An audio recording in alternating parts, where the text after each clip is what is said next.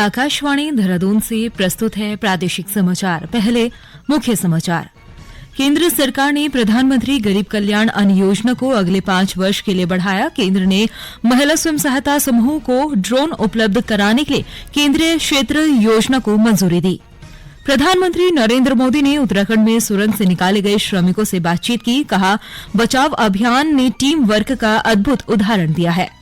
राज्य सरकार ने सभी श्रमिकों को 1-1 लाख रुपए की प्रोत्साहन धनराशि के चेक वितरित किए। और विकसित भारत संकल्प यात्रा के तहत आज डिजिटल प्रचार वाहनों को चमोली जिले के पोखरी, नारायणबगड़ और जोशीमठ विकासखंड के लिए रवाना किया गया। नमस्कार, समाचारों के साथ मैं प्रियंका मलिक और अब समाचार विस्तार से। केंद्र सरकार ने प्रधानमंत्री गरीब कल्याण अन्न योजना 1 जनवरी 2024 से और 5 साल के लिए बढ़ा दी है। इस योजना के अंतर्गत देश में 81 करोड़ गरीबों को 5 किलोग्राम अनाज प्रति माह निःशुल्क दिया जाता है। नई दिल्ली में मीडिया से बातचीत में सूचना और प्रसारण मंत्री अनुराग सिंह ठाकुर ने मंत्रिमंडल के इस फैसले की घोषणा की। प्रधानमंत्री गरीब कल्याण अन्न योजना लाई गई थी। अब निर्णय किया गया है कि इस योजना को 1 जनवरी 2024 से अगले 5 वर्षों के लिए बढ़ा दिया जाएगा। देश में जितने चिन्हित परिवार हैं, उन परिवार के सदस्यों को प्रति माह 5 किलो खाद्यान्न मिलेगा। ये 81 करोड़ भारतीयों को इससे लाभ मिलता है। इसी तरह से अंत्योदय के परिवारों को 35 किलो प्रति माह खाद्यान्न मुफ्त में मिलता रहेगा और ये लगभग इससे 81 करोड़ लाभार्थी होंगे। कुल मिलाकर अगले 5 वर्षों में 11,80,000 करोड़ रुपए का खर्च भारत सरकार करेगी। मंत्रिमंडल ने महिला स्वयं सहायता समूहों को ड्रोन उपलब्ध कराने की केंद्रीय योजना को भी स्वीकृति दी है।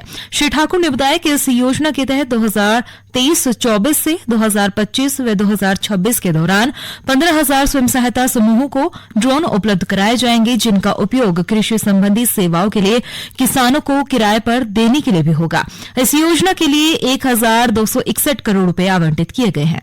ड्रोन सर्विसेज उपलब्ध कराने पर सालाना लगभग 9,60,000 रुपए की आमदन होगी। अब महिला ड्रोन पायलट को प्रति माह 15,000 रुपए का मानदेय दिया जाएगा। ड्रोन पायलट के स्पोर्ट के लिए एक को पायलट या असिस्टेंट के रूप में कार्य करेगा, जिसे प्रति माह लगभग 10,000 रुपया उपलब्ध कराया जाएगा, मानदेय दिया जाएगा। स्वयं सहायता समूह के अन्य सदस्य या समूह के परिवार के सदस्यों को ड्रोन के मेंटेनेंस और रिपेयर के लिए ट्रेनिंग दी जाएगी, जिन्हें लगभग 5,000 रुपए प्रति माह का पैसे मिलेंगे उनको।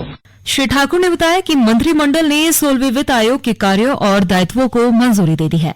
प्रधानमंत्री नरेंद्र मोदी ने उत्तराखंड में सिलक्यारा सुरंग में पिछले 17 दिन से फंसे 41 श्रमिकों को सुरक्षित निकालने के बचाव अभियानों की प्रशंसा की है।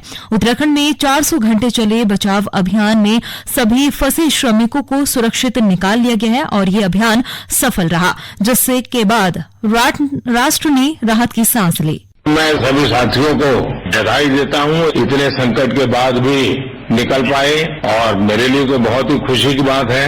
मैं शब्दों में वर्णन भी नहीं कर सकता हूं, वरना कुछ भी बुरा हो जाता तो शायद मन को कैसे संभाल पाते कहना कठिन था।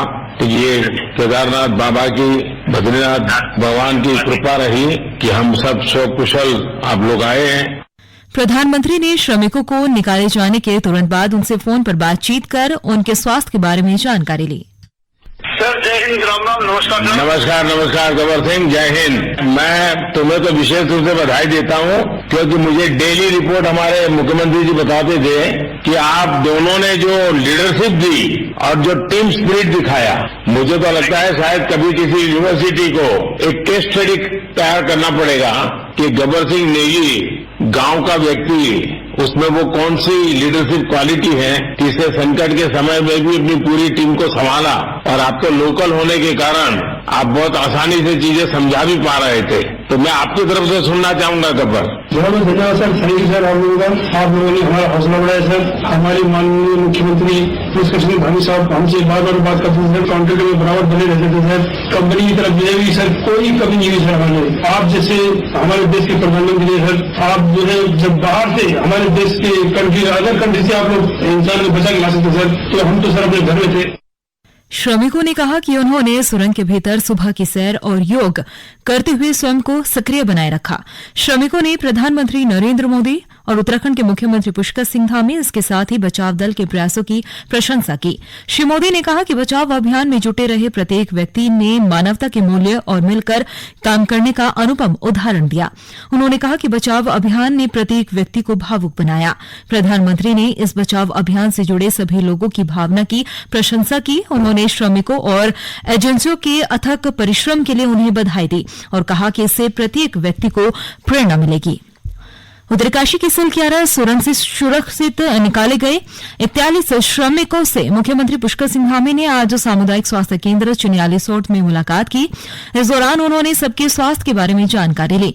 इसके साथ ही श्री धामी ने सभी श्रमिकों को 1-1 लाख रुपए की प्रोत्साहन धनराशि के चेक वितरित किए और श्रमिकों के परिजनों से बातचीत भी की।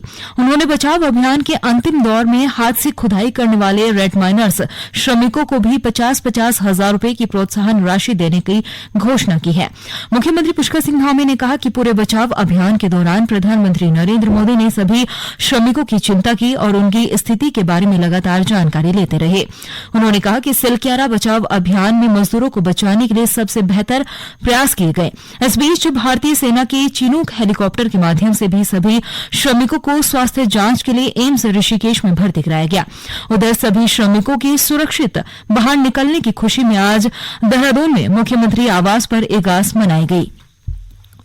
विकसित भारत संकल्प यात्रा प्रदेश की जनता को केंद्र सरकार की योजनाओं के प्रति जागरूक कर रही है।